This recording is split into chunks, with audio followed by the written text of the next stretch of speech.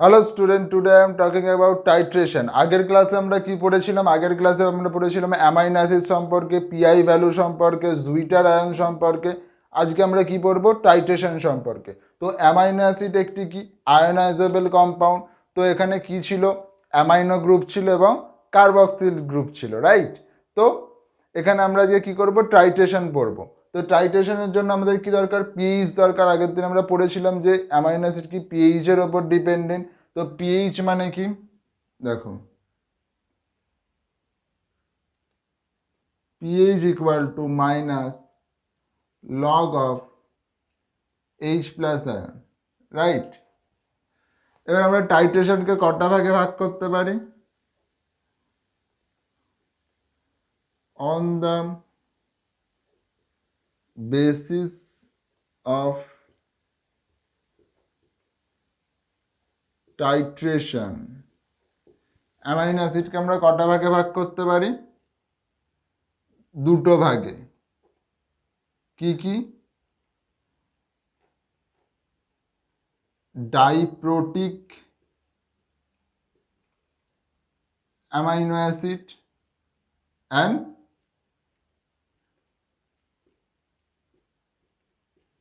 ট্রাইপ্রোটিক amino acid.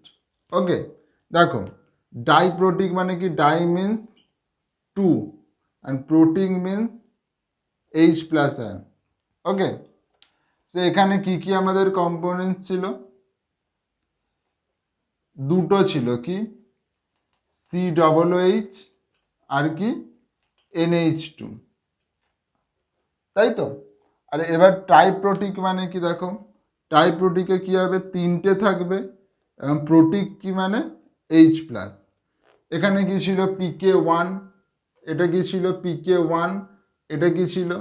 PK2। এখানে কি হবে? তিনটে কি কি থাকবে? COOH, আরেকটা কি থাকবে? NH2, থার্ড কি থাকবে এক্সট্রা? আর গ্রুপ। তো এইটা কি হবে? PK1 হবে। এইটা কি হবে? PK2 হবে। এইটা কি হবে? PKR হবে। তো এইটা হলো আমাদের এক্সট্রা। আগের ক্লাসে আমরা কিছুটা ডাইপ্রোটিক অ্যামাইনো অ্যাসিড পড়েছিলাম, কিন্তু কোনো ব্যাপার না, আমরা আজকে আবার ডাইপ্রোটিক অ্যামাইনো অ্যাসিড ক্যালকুলেশন কীভাবে করে সেটা পড়বো। তারপরে আমরা ট্রাইপ্রোটিক অ্যামাইনো অ্যাসিডের প্রত্যেকটা এক্সাম্পল দেখব, রাইট? তো এটা একটা কি? এটা একটা হলো ডাইপ্রোটিক অ্যামাইনো অ্যাসিডের স্ট্রাকচার। এটা কিসের স্ট্রাকচার? অ্যালানিনের স্ট্রাকচার। ওকে, তো আগের দিনে যেরকম আমি পড়িয়েছিলাম যে এটা কি PK1, PK1 কেন? PK2 আগের ক্লাসে আমি যে বলেছিলাম, যারা জানো না আরেকবার বলে দিচ্ছি। PK1 হচ্ছে COOH এর জন্য, PK2 হচ্ছে NH2 এর জন্য। PK1 সবসময় হচ্ছে কার্বক্সিল গ্রুপের জন্য এবং PK2 অ্যামাইনো গ্রুপের জন্য। ওকে, সো দেখো এখানে কি হয়েছে? নেট চার্জ কত? +1। এখানে নেট চার্জ কত? +1, কেন? একটাই আছে। এখানে নেট চার্জ কত? +1 এবং -1, মানে নেট চার্জ 0। এখানে নেট চার্জ কত? এটা নিউট্রাল আছে, -1 ইকুয়াল টু -1। তো ডাইপ্রোটিক অ্যামাইনো অ্যাসিডের পিআই ভ্যালু ক্যালকুলেট করা খুবই সহজ।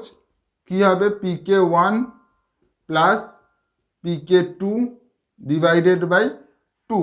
ওকে, অ্যালানিনের ক্ষেত্রে ভ্যালু তোমরা জানো, এখানে 2.34 আর 9.7 ইকুয়াল টু পিআই ভ্যালু হবে 6।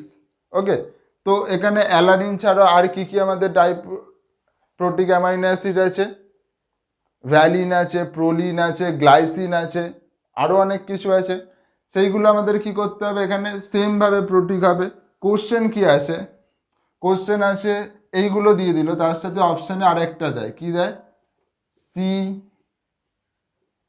COOH NH2 CH3H, এরকম একটা অপশানে দেবে। অপশানে দিয়ে তোমাকে কি বলবে? ডাইপ্রোটিক অ্যামাইনো অ্যাসিডে কোনটা রং, কোন অপশান রং। কারণ দেখো, ন্যাচারাল টাইট্রেশন পিএইচ যখন ডিপেন্ডেন্ট হচ্ছে, পিএইচ যখন লো করছি, এটা কি লো পিএইচে? লো পিএইচে কি হচ্ছে? +1। হাই পিএইচে কি হচ্ছে? -1। আর যখন নিউট্রাল থাকছে, ইন্টারমিডিয়েট থাকছে, তখন কি হচ্ছে? 0 হচ্ছে। কিন্তু এই রকম কম্পাউন্ড কখনোই পাওয়া যায় না। ফলে কোশ্চেনে তোমাদের এইরকম একটা দিয়ে অপশান দিয়ে দেবে এবং বলবে কোনটা রং। তোমাকে তখন এই স্ট্রাকচারগুলো জানতে হবে। এটা অ্যালানিনের ক্ষেত্রে তোমাকে দেখিয়ে দিলাম। অন্য যেগুলো থাকবে, ভ্যালানিন থাকতে পারে, গ্লাইসিন থাকতে পারে, প্রোলিন থাকতে পারে, মিথিওনিন থাকতে পারে, যে কোনো কিছু থাকতে পারে। সেগুলো হলে তোমাকে অপশান দেখতে হবে এবং কোনটা এই স্ট্রাকচারের মধ্যে পড়বে না বা রং অ্যান্সার সেটা দিতে হবে। এরকম কোশ্চেন প্রায়ই আসে। ওকে, তো এটা কি? এটা হলো একটা ট্রাইপ্রোটিক অ্যামাইনো অ্যাসিড। ট্রাইপ্রোটিক এখানে অ্যামাইনো অ্যাসিড, এটা কি? Aspartic acid. কি? Aspartic amino acid. Aspartic amino acid. তো একটু আগে আমি কি বলেছিলাম, যদি কার্বক্সিল গ্রুপ থাকে তাহলে কি হবে সেটা? PK1। তো ফার্স্ট দেখো, এই যে অ্যামাইনো অ্যাসিডটা যেখানে নেট চার্জ কত, এটা নিউট্রাল, এটা নিউট্রাল, এটা কি প্লাস, তো আছে কি +1, নেট চার্জ কত +1, এটা কি হবে PK1 হবে। কেন হবে? কেন কার্বক্সিল গ্রুপ প্রোটন ডোনেট করেছে, তো -1 হয়েছে।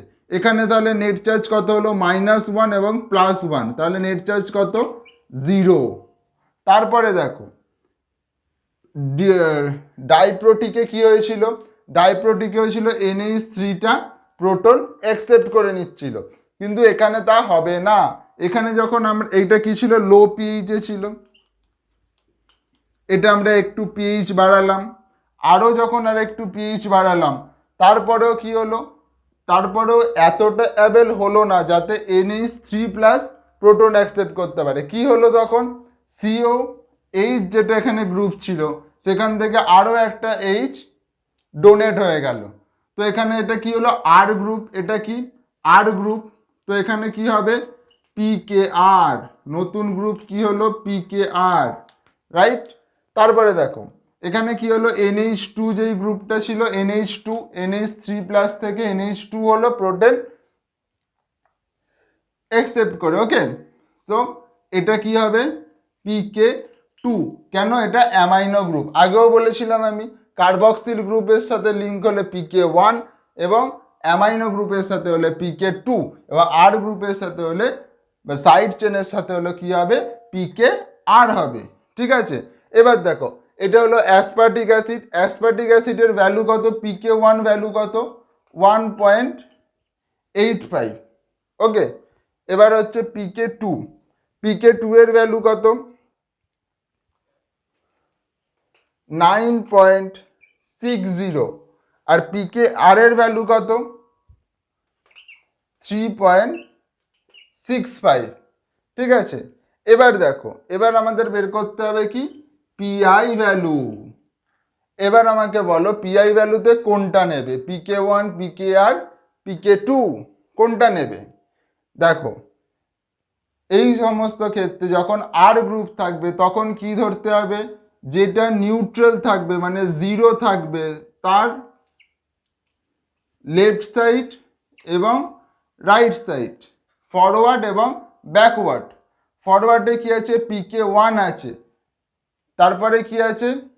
সরি, ব্যাকওয়ার্ডে কি আছে? PK1 আছে এবং ফরওয়ার্ডে কি আছে? PKR আছে। তাহলে কি হবে? অ্যাসিডিক মানে অ্যাসপার্টিক অ্যাসিড এবং গ্লুটামিক অ্যাসিড, গ্লুটামিক অ্যাসিড এই দুটো কি? Acidic nature. এই দুটোর ক্ষেত্রে কি ফর্মুলা হবে? PK1 plus PKR equal to divided by 2। কি হবে তাহলে? PKR 1.85, PK2 এর ভ্যালু কত? 3.65 ডিভাইডেড বাই 2। এটা ক্যালকুলেশন করে দেখো, এটা ক্যালকুলেশন করলে হবে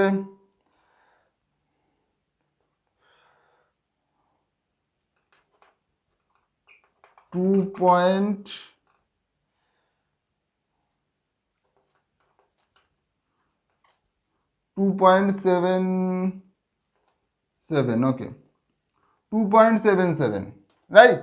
এটা ক্যালকুলেশন করলে হবে 2.77। তো আমরা অ্যাসিডিকের ক্ষেত্রে কি দেখলাম, যেটা নিউট্রাল পয়েন্ট 0 পয়েন্ট যেই নেট চার্জ তার থেকে কি হবে ব্যাকওয়ার্ড যেতে হবে, একটা ব্যাকওয়ার্ড এবং একটা ফরওয়ার্ড। তাতে ফর্মুলা কি হবে pk1 plus pkr divided by 2। এর জন্য তোমাদের কি জানতে হবে, এর জন্য তোমাকে স্ট্রাকচারগুলো জানতে হবে।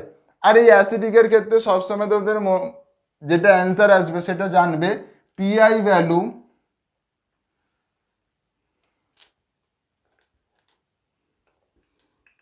ভ্যালু সবসময় 7-এর চেয়ে কম হবে, PI value less than 7 always. কোন সময়, যখন অ্যাসিডিক অ্যামাইনো অ্যাসিড থাকবে, রাইট। এরপরে আমরা কি পড়ব, বেসিক অ্যামাইনো অ্যাসিড। তো দেখো এটা হলো অ্যাসিডিক অ্যামাইনো অ্যাসিড। তো দেখো এবার কি আসছে আমরা ট্রাইপোটিক অ্যামাইনো অ্যাসিডের বেসিক অ্যামাইনো অ্যাসিড। আগে কি ছিল অ্যাসিডিক।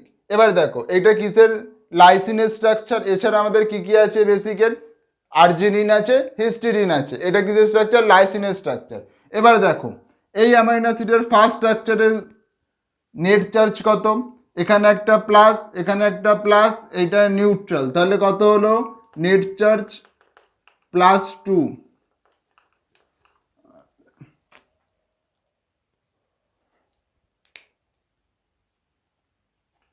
+2। ওকে, এইটার নেট চার্জ কত, প্লাস একটা আছে প্লাস, দুটো আছে প্লাস, কিন্তু এখানে হয়ে গেল মাইনাস। এটা কি pk1, এটা কত +1। এবার দেখো এখানে কি হলো NH2, এখানে NH3 প্লাস হয়েছে, এখানে C=- আছে।